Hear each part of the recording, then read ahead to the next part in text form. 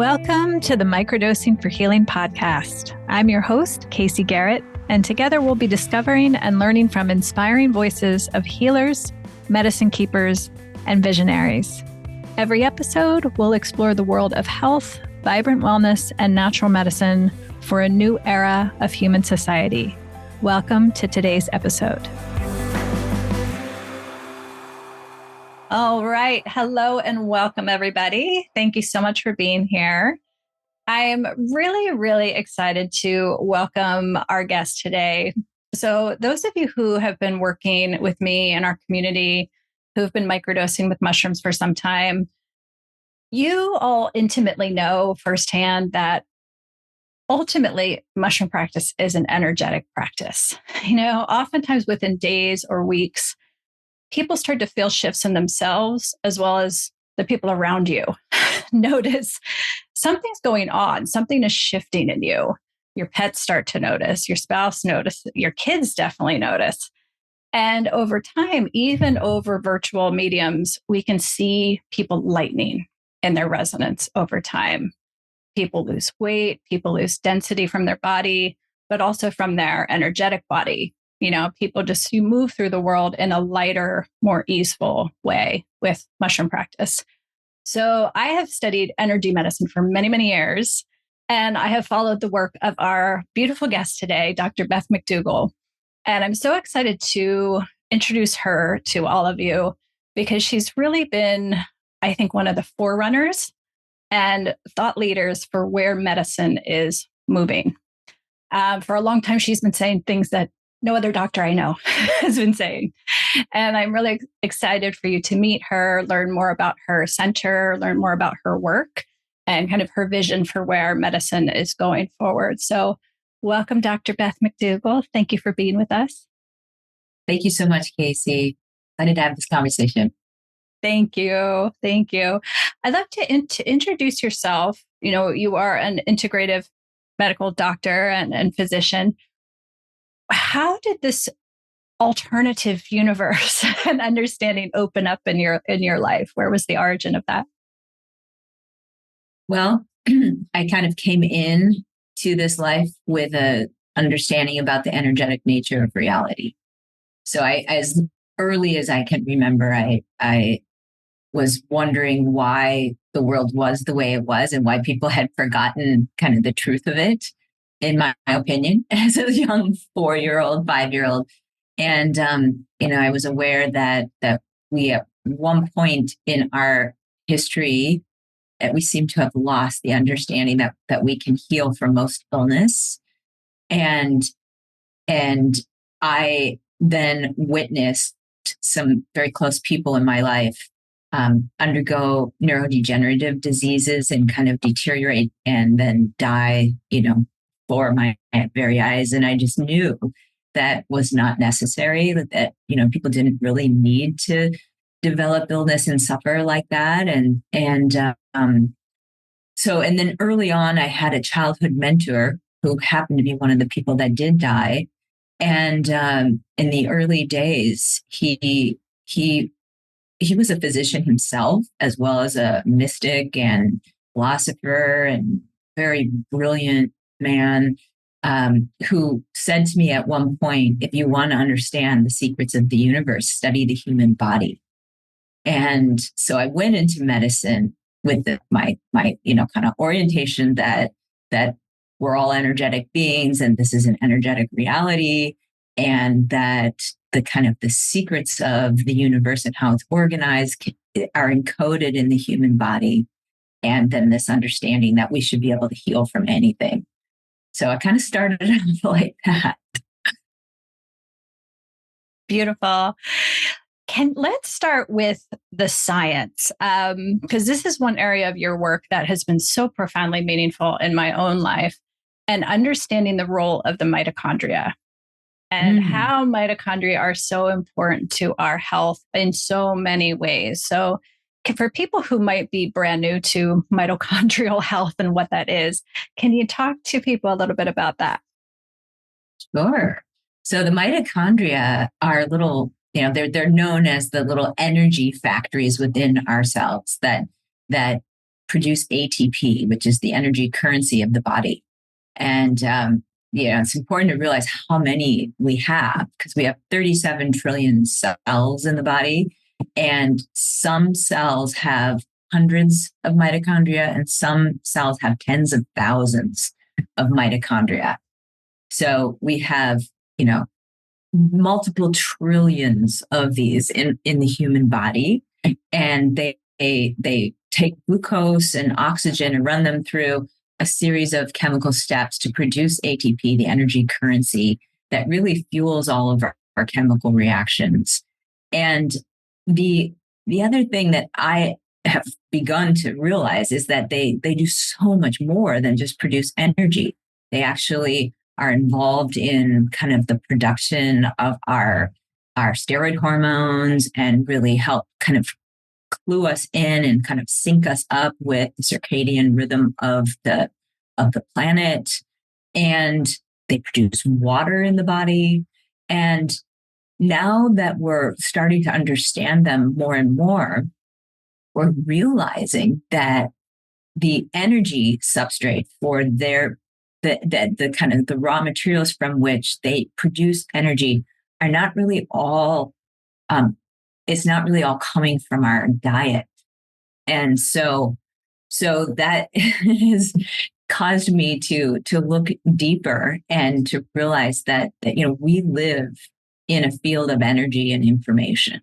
We're not only do we live in it, but it lives within us, and we and everything else in our material reality really emerges from this field of almost infinite energy. And the mitochondria, you can almost think about, it's like how we plug into it in a sense. And so they're the almost like this kind of conduit into the field. And so they are very special. And then most of the diseases that we experience as human beings, and even aging itself, is a result of dysfunction of the mitochondria over time. So we literally age because our mitochondria age and become dysfunctional.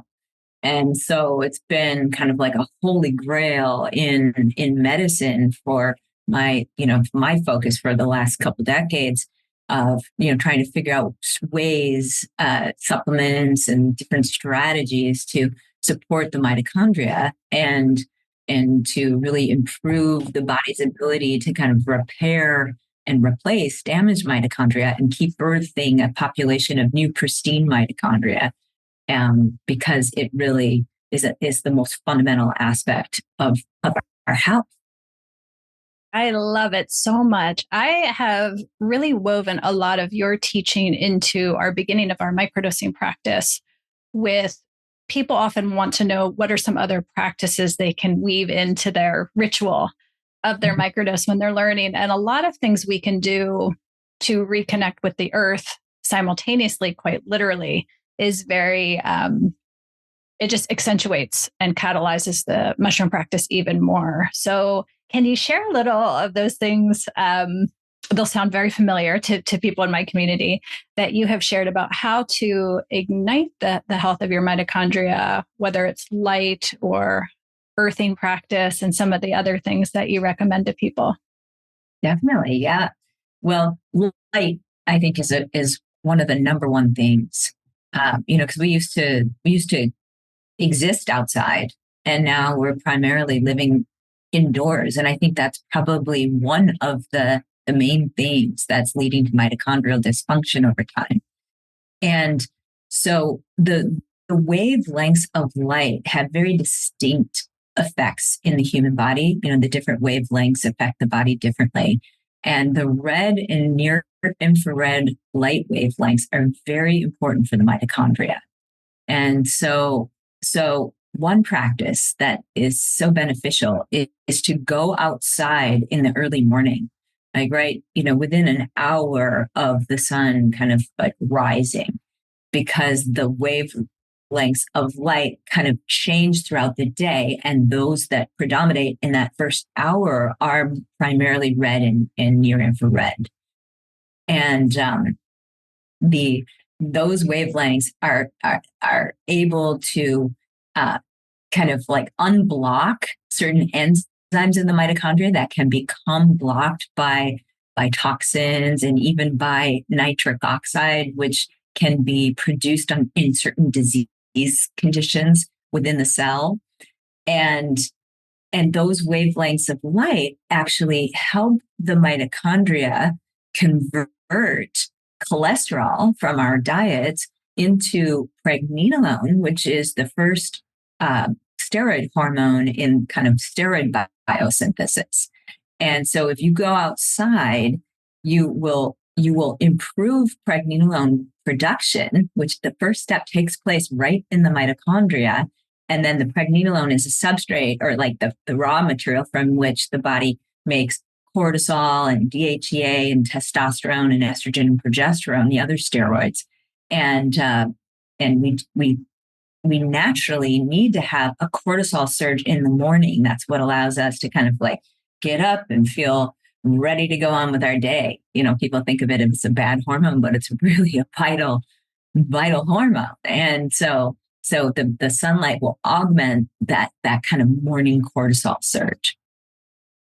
Wonderful. Yeah. You're teaching on that really. I've been religious. I have them near me always and usually on. I want to be able to see you though, clearly, but I don't. But I wear these almost after I get my morning sun, the first couple hours when I come home, as soon as I'm on the screens, I'm on my yellow blockers. And then after sundown, I tend to put the red ones on to block the blue light. And I learned that from you. So thank you.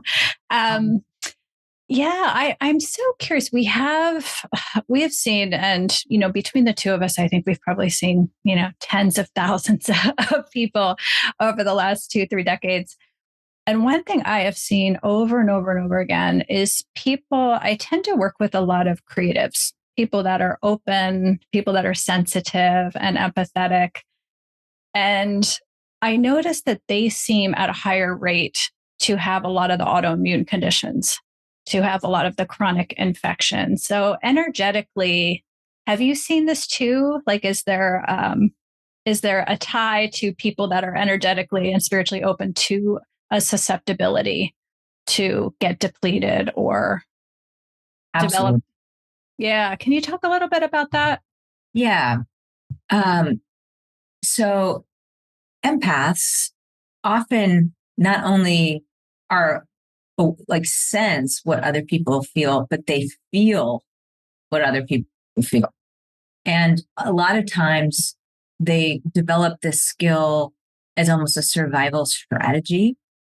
Very oftentimes there's, it's vital for let's say a child to be aware of the kind of the kind of like the emotional state of the parent, because their survival depends on it, for example. And so people, whether it's just kind of innate and inherent, no matter what the upbringing is, or whether it's more of like a trained kind of ability that they develop because of their childhood circumstances, what ends up happening is that the individual often feels the emotions of other people. And and oftentimes we'll do that by kind of taking the energy of the other person into their own body and sensing it, like in their second chakra, for example. That tends to be kind of like an emotional sensing, let's call it an organ, in the human body. And so then the person also finds that they're processing the emotions of another person as well. And it becomes depleting over time, as well as you're ideally, in a perfect world, you're not taking other people's energy into your own space, into your own kind of autonomous bubble. I think there's a skill that a lot of people that are empaths can benefit from learning. And when they do, their health often dramatically improves if they can learn how to stay within their own space and kind of have boundaries, energetic boundaries up but learn a way to sense without necessarily feeling and processing and metabolizing someone else's emotions. Mm-hmm. Beautifully said. I'm thinking in both of our professional spaces, we were both are fans of crystals. Everyone's surrounded by crystals. Yeah, in part for those reasons. Yeah, empaths here. Um, one of the things about mushroom practice that's so powerful that I've seen over and over again is it helps, I think, release these energies that are old, outdated from our lineage, from our ancestry, from other people. And you just come into your own clean energy. You talk about this in your pristine blueprint in your book of coming into just your energy and being able to identify when other energies are not your own energies. And until you have that clarity of your own sense of yourself, then things just take off. And I've seen this people in practice all the time is you very quickly realize like when past decisions you had made were coming from a place that was not authentically you. And when you are operating from this place that's authentically you, life becomes so much more easeful and so much more intuitive and a flow to it that you didn't have before you clarified your energy in that way. So can you talk a little bit about that?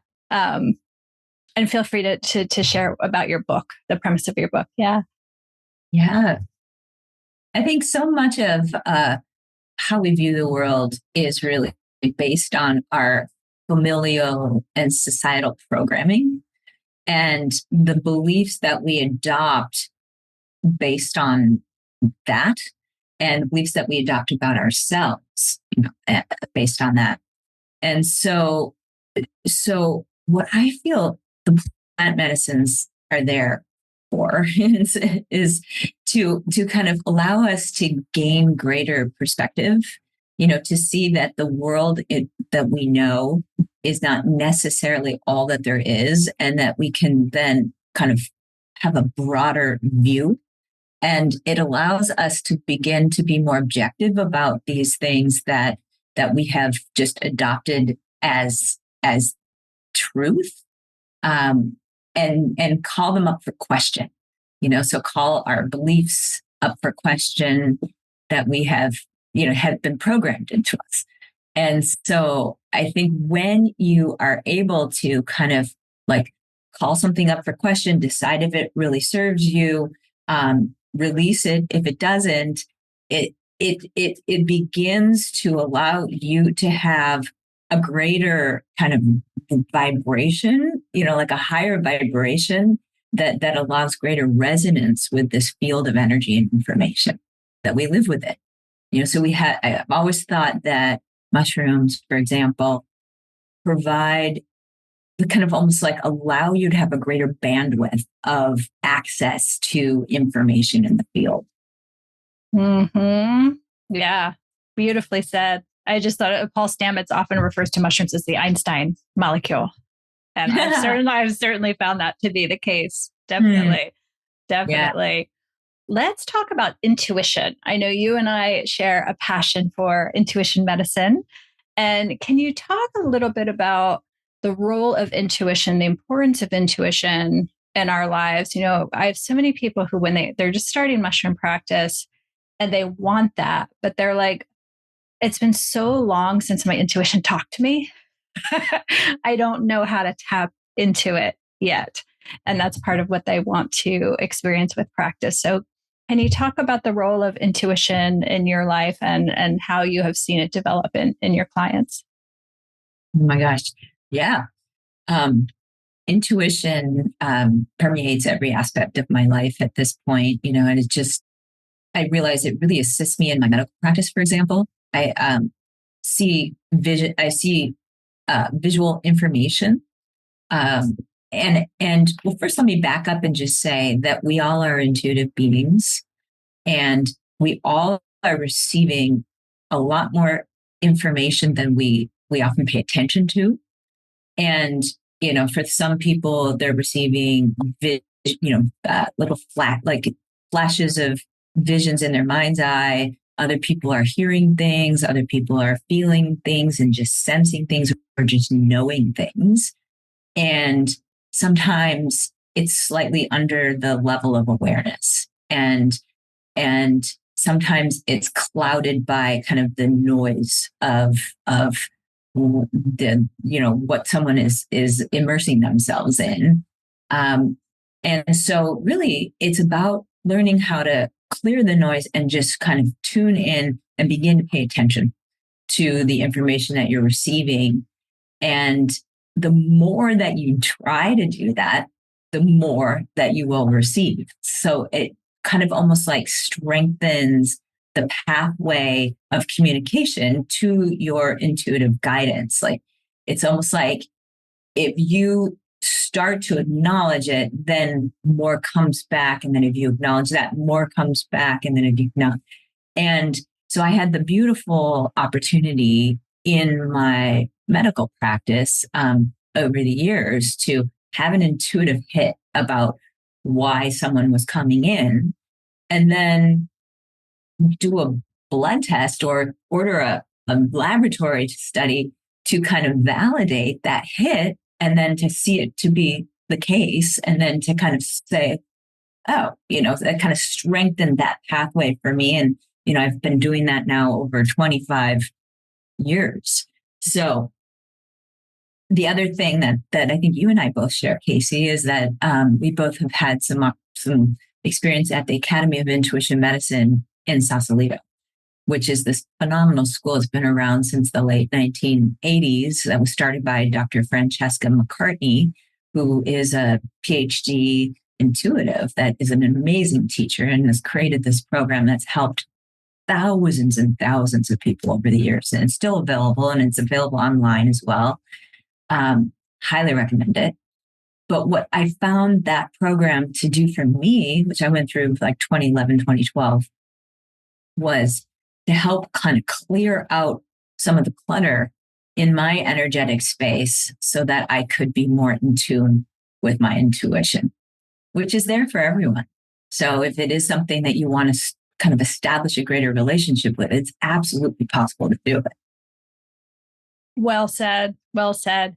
I was just nodding so much when you were talking about that. The affirmation brings more to you. Absolutely. Mm-hmm. Yeah. As soon as you feel something and it's spot on, all the serendipities, all the deja vus. Yeah. Say silently, yes, more. Thank you, please. Yes. Yeah. and it comes. Absolutely. Yeah, if I really tune in, I realize that I just get like a stream of pictures all day long. And I just thought that was normal. I just thought like, everyone has that, right? Like that's just how. Right? No. Then I was talking with some people I'm really close to, and they're like, "No, I hear things. No, I feel things." And so it's just it's going to be your own unique way the information comes. Mm-hmm. And it layers. I think you illustrated that beautifully with each thing you do builds upon the next. Like I remember I had already done so much work with energy work and studying Reiki and polarity and hypnotherapy and body work, somatic practice. And then I went to Intuition Medicine Academy. It was like a next level. And I could feel everything that I had laid the foundation up till now just was taken to a whole new level. And then when I started mushroom practice, then it went to an enormous and extraordinary next level. So for all of you who wonder, like, how do you suddenly develop this? It can be sudden. A lot of people have a sudden opening, but you can also work at it and lay the foundation of intuition over time. Yeah. Awesome. Well, I'm so excited to talk to you about Jizen Labs. Yeah. So yes, especially for all of you listening who are in the San Francisco Bay Area. Dr. Beth, can you introduce Jizen Labs, the concept, the vision behind it, and anything you'd love to share? Absolutely. So Jizen Labs kind of combines integrative medicine with biohacking into this new zone that we're calling biooptimization. So I brought my practice. I had a practice in the Bay Area. I've been practicing for 25 years. And like for 20 of those years, I had a clinic in downtown Mill Valley called Clear Center of Health. And I moved that over to this new space right on the water in Mill Valley called Jizen, and I founded Jizen with four other people, and so we have an integrative medicine part of Jizen, with my practice and the practice of a few other doctors, and a full IV department and laboratory and all of that. And then we have the largest suite of technologies for health that are kind of in the biohacking space. So we have three red and near infrared light beds. We have infrared ozone saunas. And I'd love to talk about all of them because they're so cool. We have intermittent hypoxic training, which is really good for the mitochondria. We have altitude training. We have adaptive performance equipment where we're helping to improve, like growth factors and hormone balance with training modalities. We have a full neuroscience wing where we do 19-channel EEG brain maps, and then multiple different types of technology for neuromodulation, neural feedback, and we're healing a whole vast array of brain issues. And then we have a full integrative bodywork department where we have performance physiotherapists, and we have structural imaging technology and gait analysis. We have deep tissue bodywork therapists and neuromuscular reprogramming therapists, and even people that are doing more subtle types of kind of craniosacral and that sort of thing. And again, we employ multiple types of technologies down in the integrative bodywork department. So we're very tech heavy here, primarily because in my journey, I really kind of went from studying intuitive medicine to then looking at the biophysics of the body. And I got very deeply immersed in kind of new thinking in physics. And so that I started following the work of Nassim Haramein, and then ended up going on this journey around the world where I met with kind of physicists and engineers and inventors that were doing just cutting edge things in health. And I became a very early adopter of a lot of energetic technologies for health. And so, I've had a red light, near infrared light bed in my old clinic for a very long time, an infrared ozone sauna. And then I started looking at how everything in the human body, every molecule, every pathogen, every toxin has an information signature associated with it.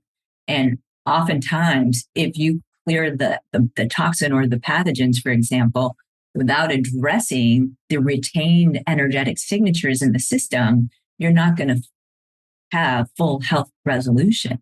So I, looked at a lot of technologies for measuring these kinds of variant signatures in the body and ways of being able to transmute them or remove them.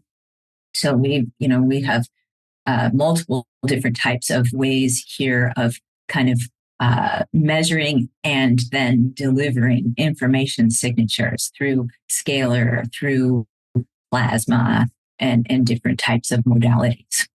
Mm-hmm. I just have chills going up and down right now. Yeah.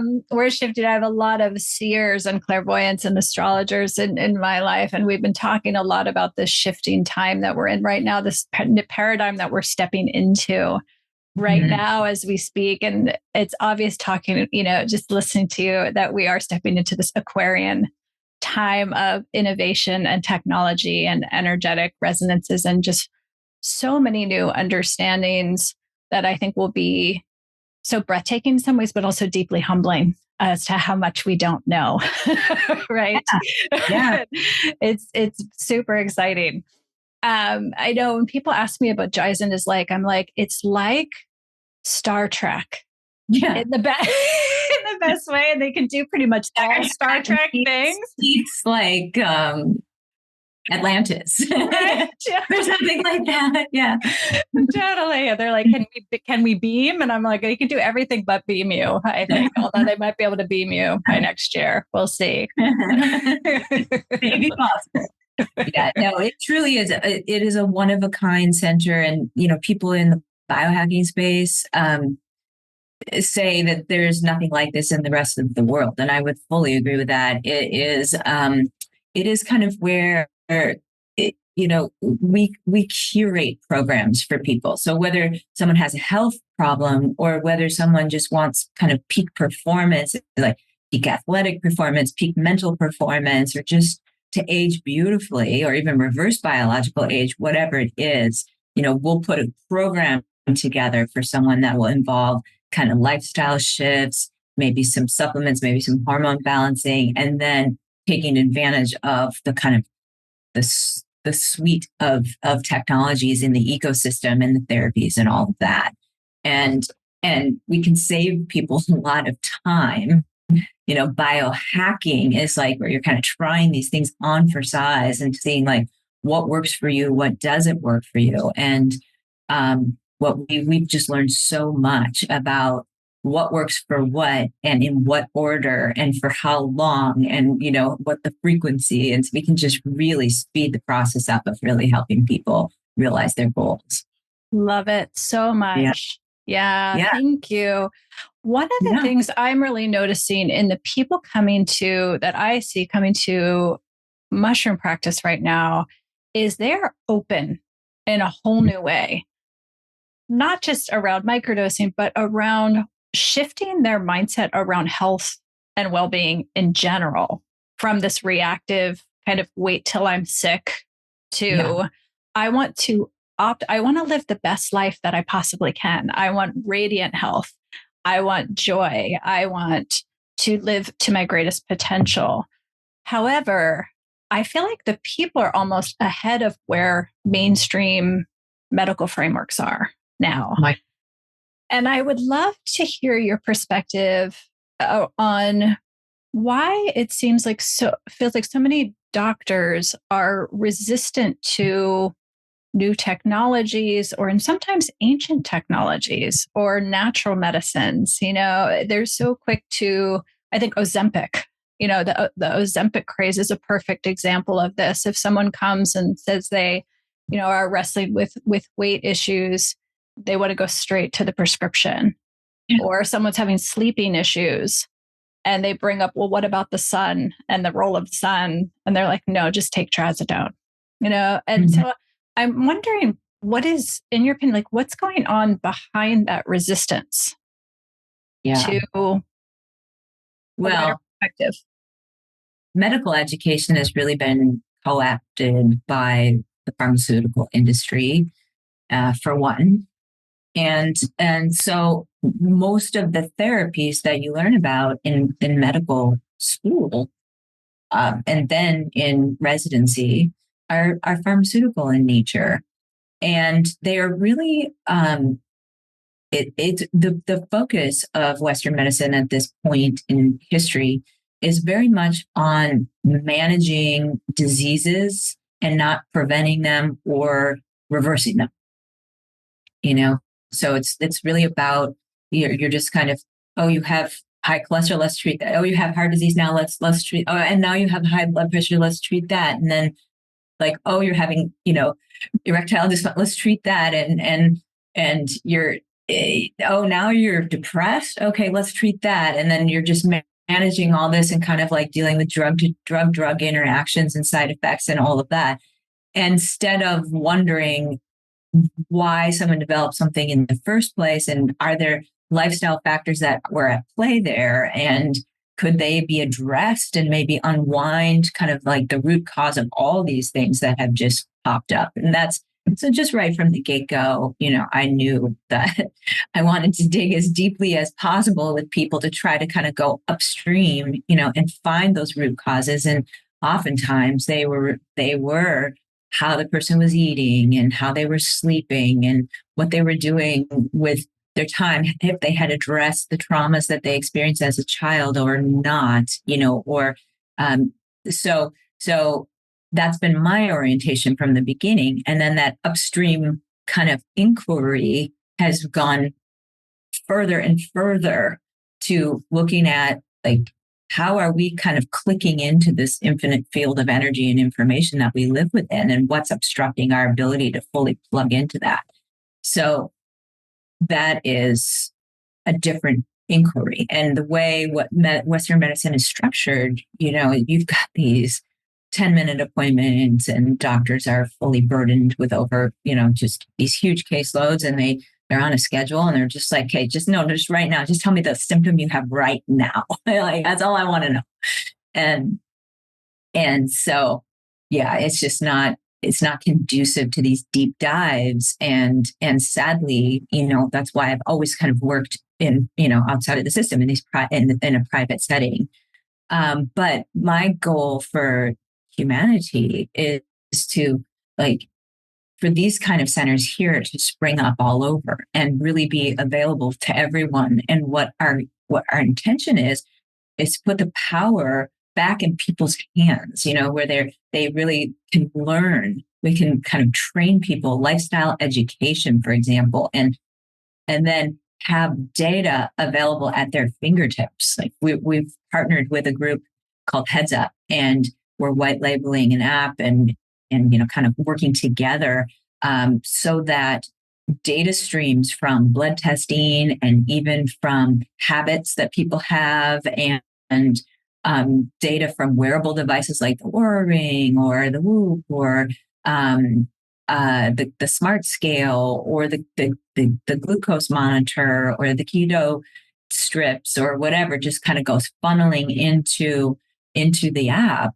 And then you can look at how your choices are influencing things in real time. Today I did some cryotherapy and I intermittent fasted until lunchtime, and I did this workout, and this is what happened to my deep sleep at night, and this is what happened to my heart rate variability in the day, and over time this is what's happening to my body composition. And then like scroll back and like see, like, over the last 3 months, this is what's happened to my insulin and glucose and lipids and hemoglobin A1C and inflammatory markers in the blood and all of that. And that's the way that you turn these things around and you prevent disease. So everyone needs to be taught how to do that, and, kind of reminded how to live in a way that is going to be most supportive to your body and harmonious with the earth and with the way that we were really meant to live. Mm-hmm. Thank you. Yeah. One of the things I appreciate that you share often is, reconnecting with the earth, but also protecting ourselves from the effects of technology and connectivity that we have. So can you share some tips on just daily things that people can do to reduce their exposure to those kind of toxins?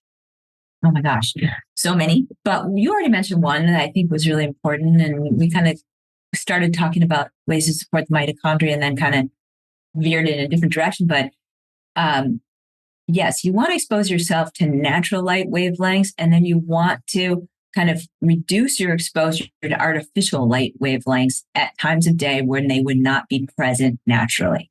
Like, for example, the blue light at night is going to very much interfere with your sleep-wake cycles and the depth of your sleep and the sleep architecture. So wearing the blocking glasses at night, or putting the Iris app on your screens so that you're reducing the blue light coming out of them. Not doing screen time at night is very important. And then one thing that a lot of people don't think of that I think is vital is when you're sleeping at night, if you could put your Wi-Fi on a timer and then you turn it off at night, that's going to be a lot better for your sleep quality and your health in general. Making sure that you're not spending a lot of time in the day, like right next to the Wi-Fi router. That's important. And then also watching your cell phone and how, like, you don't hold it directly against your head, but you're working with the speaker on, or in my opinion, the corded headphones, the older ones, and not the AirPods. I think that's very important. And then uh, being kind of politically active about the 5G microwave technologies that are going in. And, we did a good job in Mill Valley, kind of delaying the adoption of that in Mill Valley. But I believe that 5G is very detrimental to biology. That's why I'm the chief medical officer of a company that's developed a replacement for 5G that is faster, more powerful, and compatible with biology. And I think will one day become the world's standard. So, yeah, I think there's a lot that we need to do to protect ourselves. Thank you so much. I was just in a conversation yesterday, and it's almost near daily at this point where I'm getting a call inquiry from a parent who has a teenager or young adult in crisis, mental health crisis, emotional, physical sometimes. But that just sparked when you were talking about working upstream. I think our young adults, yes, there's certain specific factors you could point to, but I think it's the collective, it's all of it. It's the technology, it's the processed food, it's the toxins in the environment, it's all those things that's compounded with each subsequent generation. So while the Xers and the millennials got it to some extent, like it's being compounded with each passing generation. And so I just love your reflections on for kids, like are the youngest generations being born right now. What are the primary factors that we have developed in our society that we can do to limit and protect our kids? Because it is getting to a point of epidemic. Yeah. Oh my gosh. That's also a huge topic because I could talk about that all day. But I think one is nutrition. So many kids, unfortunately, are eating a lot of like prepackaged foods that are loaded with omega-6 seed oils. They're ingesting a diet that's too high in refined carbohydrates. They are not like, on average, eating a very nutrient dense diet. So many kids are starting their days with like boxed cereal and either, milk they're allergic to or like a nut milk alternative that's loaded with canola oil and, which is probably one of the most damaging things to the mitochondria, by the way. And then screen times, very, very many children are spending an inordinate amount of their time on screens. It's probably seen on social media really sad examples of kids that are like scrolling in their sleep and doing. It's just like they're just so kind of like screen focused at this point, and so many people are not spending time in nature and not exercising. It's interesting to look at like videos from the 1950s and how fit our population was. And they were doing the presidential physical fitness, in schools, and they were all able to do the pull-ups and the push-ups and like, all really good, healthy body composition and everything. And now it's just like, so few people are exercising and then it's just the fact that the parents are struggling to make ends meet and often working multiple jobs, and kids are not really, they don't have like a parent at home oftentimes that are meeting their emotional needs. So I guess your question was like, what factors need to be addressed to kind of unwind what we're dealing with right now? And I would say we need really good leadership that's like kind of teaching about nutrition to families and teaching about the importance of exercise and spending time in nature and getting off the screens and really trying to fix the economy of our country so that we have the ability to have a parent at home instead of like farming the kid out to daycare and all of that. And I won't even get into, vaccinations and, the whole nine with all that. So, but I believe there's some problems there for sure. Thank you so much. So much. Yeah, I appreciate that. I definitely want to touch on sleep. I had a ton of questions come in this week. I shared with some people. I was interviewing you, and sleep came up frequently. And I have been shocked because when people apply to work with us, they have the opportunity to share what supplements, vitamins, and medications they might be on. And I have been shocked at the percentage of the population that cannot sleep without medication. And I've really noticed this substantially in men too, more so than women. And my hunch is that it's manifesting from the same place. It's anxiety, it's nervous system dysregulation. But for more men, instead of manifesting in some other symptoms, it goes straight to their sleep pattern and they can't sleep. And then their doctor puts them on Ambien and Trazodone. And I'm often meeting people who've been on sleeping medications for 15, 20 plus years daily. And they are convinced that they can't sleep without medication when they have tried to come off the medication. Horrific is the most popular word that they use. So I'd love to hear your take on the topic of sleep and if medicated sleep has a different quality than natural sleep, and any advice around moving into a natural sleep rhythm. Yeah, that's a huge topic also, but it is such an important one because we know that good quality sleep is associated with longevity. It's associated with a reduced risk of cognitive decline. It's associated with a reduced risk for obesity and all of the diseases that can stem from obesity, such as cancer and heart disease and stroke, et cetera. So it's vital.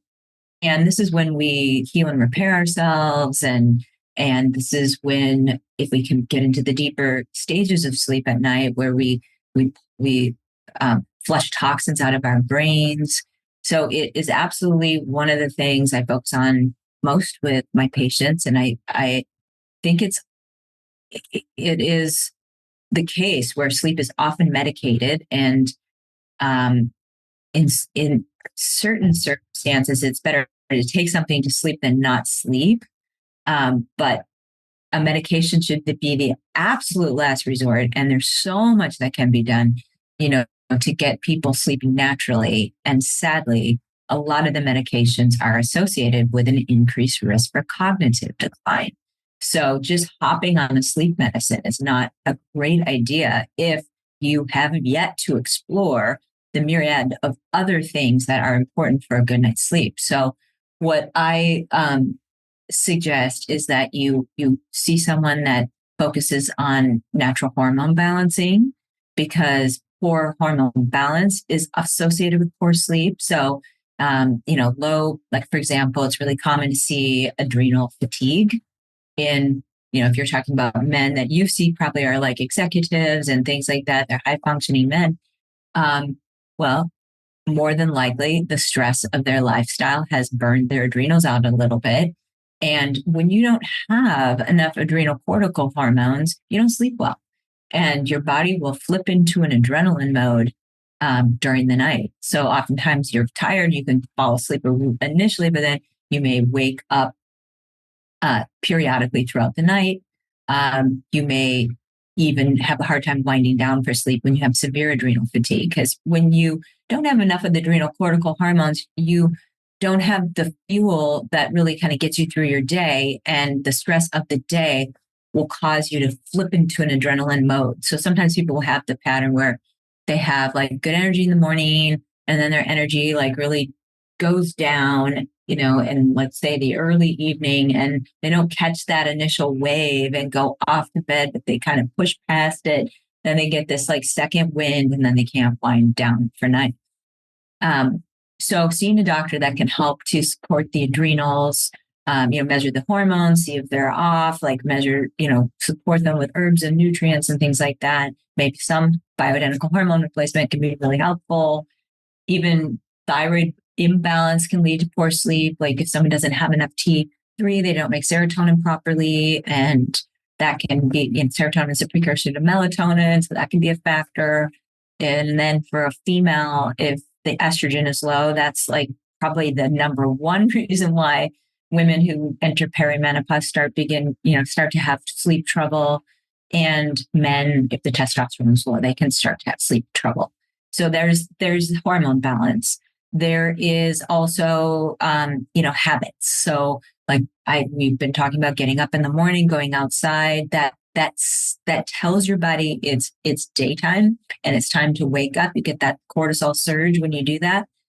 And it also leads to the wind down at night. Like that stimulus in the morning actually helps you at night to wind down, provided you don't interfere with it by too much screen time at night. A killer of good quality sleep is alcohol. Like there is so much data on that. One drink will throw off deep sleep and heart rate variability and put the body in a state of stress to, I don't know the exact statistics, but, to let's say throws it off like 10 to 15%, 2 drinks, like 30%, 3 drinks, like, 60%. It's just like, I think most people as they age realize that if they have a drink at night, that's going to throw their sleep off. And if you data drive it with an Oura ring or something like that, you'll prove it to yourself. The other thing is how you eat. So how you eat at night really plays a significant role with your sleep. Like some people need to make sure that their more complex meal of the day is at dinner, so that they have enough of the, so they can keep their blood sugar steady throughout the night. Low blood sugar releases adrenaline and wakes people up at night.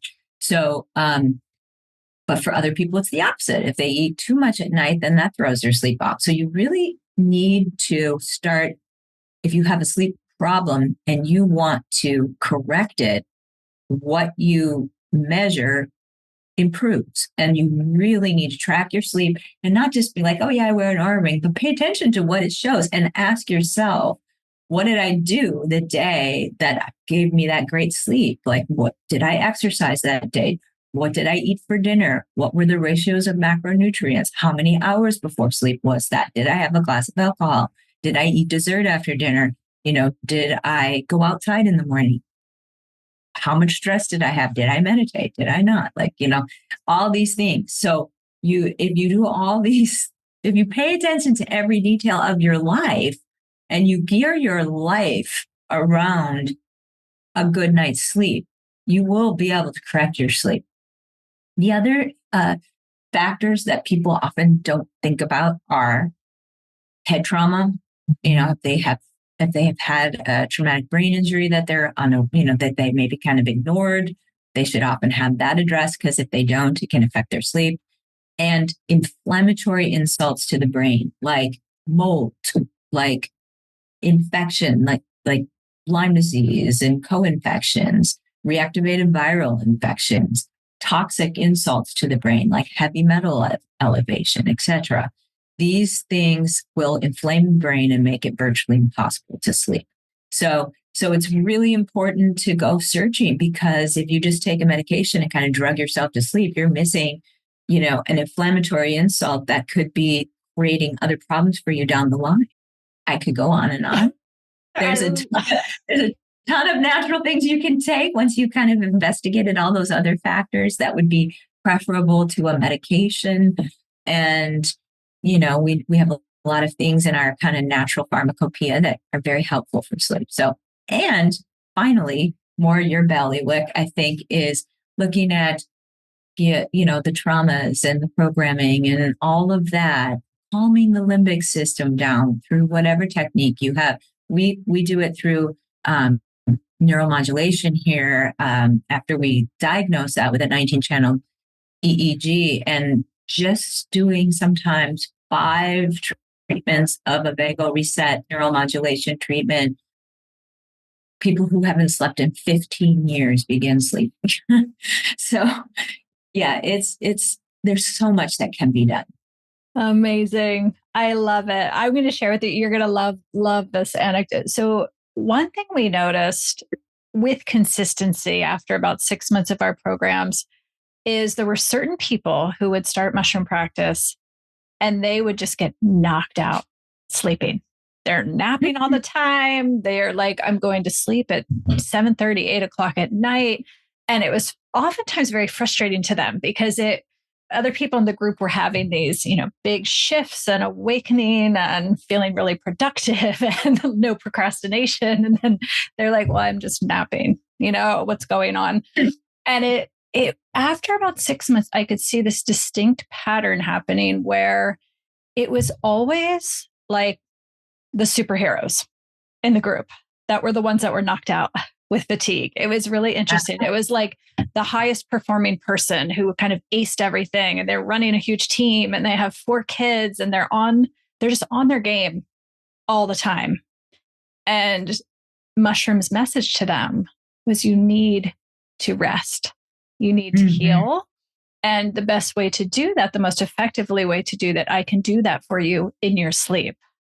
And always when we look through the lens of nature and kind of like, what is really going on here? It becomes really obvious when you kind of put on your nature and spirit glasses. But this is perfect setup for my next topic I'd love for you to touch on, which is alcohol. So another thing we have seen with remarkable consistency is sometimes people come to practice, especially during the pandemic. A lot of people said, I've been leaning on the wine a little too hard, like a little, and I'd like to reduce my wine intake. However, and they did, but a lot of people, without even intending to drink less, suddenly months later realize, gosh, I can't remember the last time I had a glass of wine. And it almost falls away effortlessly without intention. And I have a hunch. I have several hunches around this.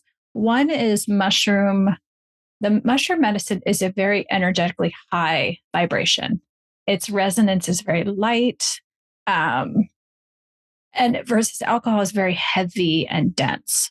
And so the more you lighten, the more your body and your spirit is just like, no, I'm not attracted to heavy people, heavy food, heavy situations, drama, all these things just kind of fall away without effort is one factor. And then the other factor too, I think, is it's this beautiful cascade that happens where people feel lighter and brighter. And when you do that, you feel more productive, and things just that you procrastinated on or were dreading, just you do them effortlessly.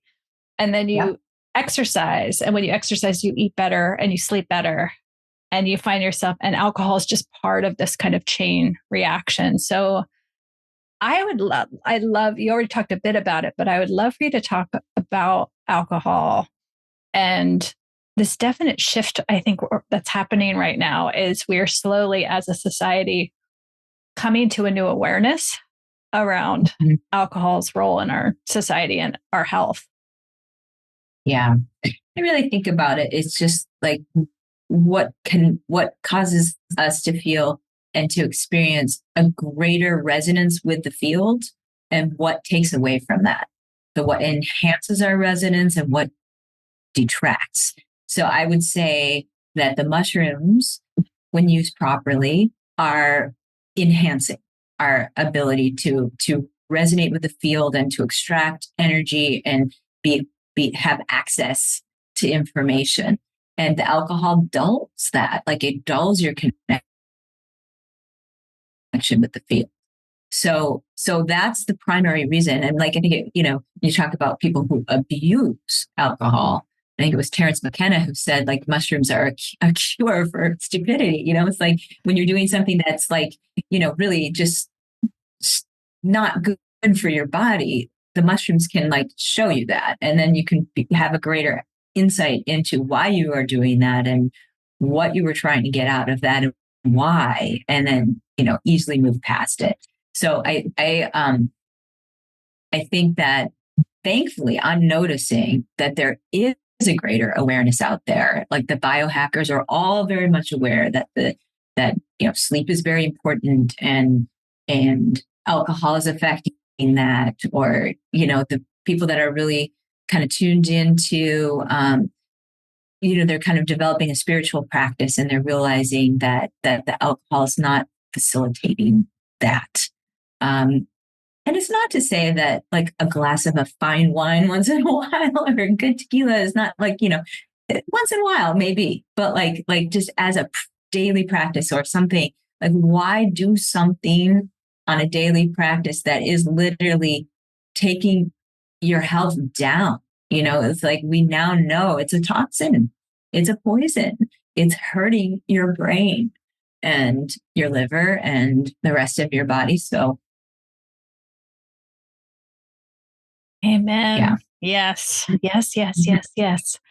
I would love, my community has heard many of my stories of my love for mushrooms and what mushrooms have meant to me personally and how they've impacted me emotionally, physically, spiritually, and all the ways. I would love for you to share what your experience with mushroom medicines has been, and it can be any mushrooms that you recommend in your practice or that you have experienced personally. Okay, fun. This takes me really far back, but like I used to be a huge fan of Terence McKenna, and this would be before the days of YouTube. We used to get like video recordings of Terence's lectures or go to see him talk when he would come to town. And I just really felt like he was one of the funny beings that, I ever came in contact with. I love Terence. And so got introduced to mushrooms and their potential benefits at a very young age. And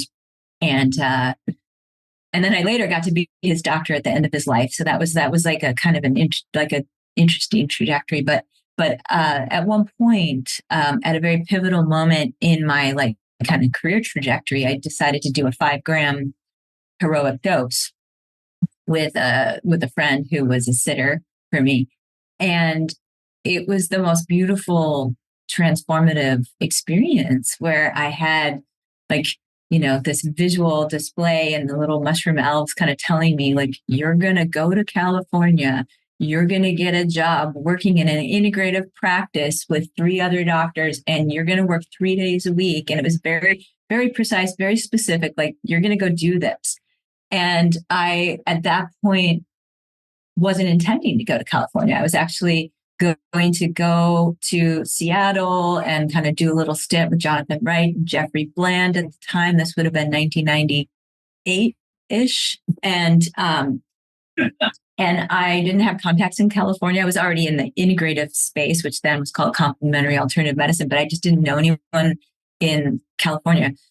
But I canceled my gig that I was going to go do. And I just looked online and integrative doctors in the Bay Area. And the very first person in the list was this guy named Scott Anderson. And I called him up and he happened to be available. He answered the phone. We chatted, we had like very similar niches of interests. And he's like, you should come hang out with me in my practice. And so I did. I like got to California probably within, I don't know, a week to 10 days after that journey. And he said that he was leaving the practice, and the owner of the practice sat me down and said, I'd like to offer you a job. I recommend you work 3 days a week. Like, when would you ever say that to a young person coming out of residency who was used to working 110 hours a week? You would say 5 days a week. But he said, I recommend you work 3 days a week. That seems to be the number that jives best with your lifestyle. And I was like, that is what my mushroom journey said. I was like, I will take the job. And then I went home and we sold our duplex we owned. And my parents were like, did you sign a contract or anything? I'm like, nope. Then I moved out to California and took a job at the San Francisco Preventive Medical Group in 1998. And it was like the exact same scenario the mushrooms showed me. And it just like actually just like took my career in this one particular direction. Oh my goodness. I love it. That is brilliant. Thank you so much Yeah. for sharing. Yeah. Yeah. Yeah. And then mushrooms are very near and dear to me because of my early work with Terrence and and then Paul Stamets. And I use mushrooms medicinally. I use them nutritionally. I shop at the farmers market, at the mushroom stands, and pretty much every week I bring home bags of mushrooms and various varieties. And I use a lot of Coriolis versicolor, and I use a lot of just kind of mushrooms to support the immune system. So it's yeah, they're incredible. Love it so much, so much. I have just two questions left for you. I would love to know, I get asked this a lot, and I know people will be so curious. What is your kind of daily routine?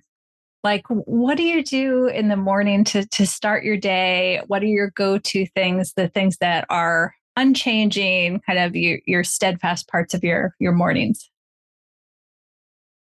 Well, I wake up early and I get up and meditate in the morning. That's kind of non-negotiable. Always do that. And my best days start out when it's dark in the house and no one is awake and the Wi-Fi hasn't turned on yet because I have it on a timer.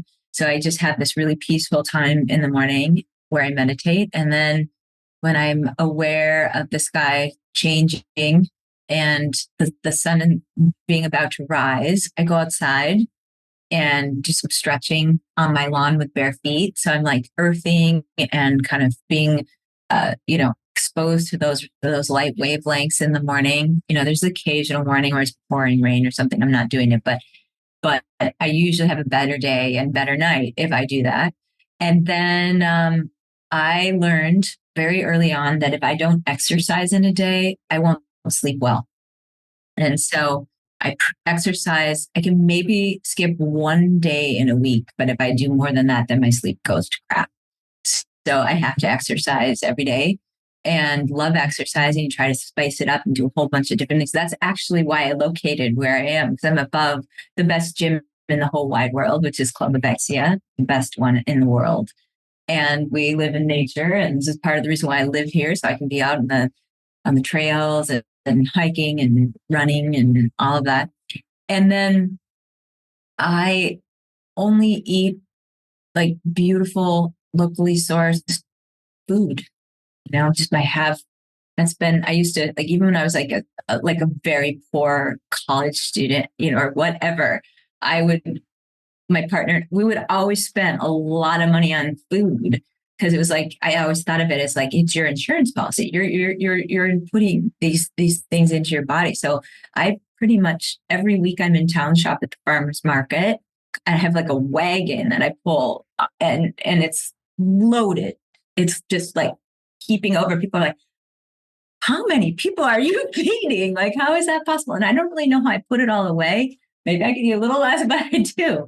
It's mostly vegetables and then good quality proteins and love to cook. And so that's what I eat for breakfast, lunch, dinner, and then occasionally go out. But I like do that less and less and less nowadays because you just have to be so careful of like the oils that they're using and all of that. So even at good restaurants, you should ask like, what kind of oils in the salad dressing? 9 times out of 10, you're going to hear it's like, oh, it's canola oil or, and so you have to be very cautious, even at the healthy groceries, the salad dressings, the sauces that things come in. Like you be very mindful because like that is completely toxic to your mitochondria.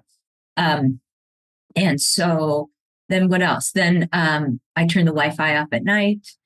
I try to do intermittent fasting, maybe like a few days a week. Love that. And have fun. That's important. So, yeah. there's so many more things. Like I sometimes go in habits with like Wim Hof breathing, and sometimes I don't have time for that. I try to use the Novathor, the your red light bed. Almost every day I'm in the center here. I do regular body work. I do, yeah, I'm Yeah. really Yeah, that's a slight advantage to like be in, a literal playground like you are every day, work wise. Beautiful. Yeah, thank you so much. My final question for you, I love to ask all of my guests to, suspend reality that we live in now and share kind of your highest hope and greatest vision for the way you envision health and healing being incorporated into our society in the future. Yeah. Well, I kind of touched on it before, but I just will say it again that, I really would like to put the power back in people's hands and just teach them how to stay healthy, teach them about lifestyle science, and give them the ways to track their health, not only tuning in and just being more in touch with themselves, but if needed, like, health tracking devices and data coming from lab work to kind of to really be able to make sure that what they're doing is working, and then have the bulk of the healthcare be like that. Let food be your medicine. Let your lifestyle be kind of like the medicine. And I even would go so far as to say we're all part of this field of energy and information. Let's let the components of the field be our medicine, like light, sound, information signatures, electrons, photons. It's like phonons. So that's I think really the medicine, and then Western medicine will be relegated to dealing with emergencies or dealing with something when something has progressed to the point with which they need like a surgery or like a serious intervention. But like that should be, we should make it so that that is condensed down into so the smaller thing, and people access the other for the vast majority of their health. Thank you. Appreciate you so much. Yeah. Thank you for being with us. In closing, can you share how folks can find you? And also, I'd love for you to share the name of your book.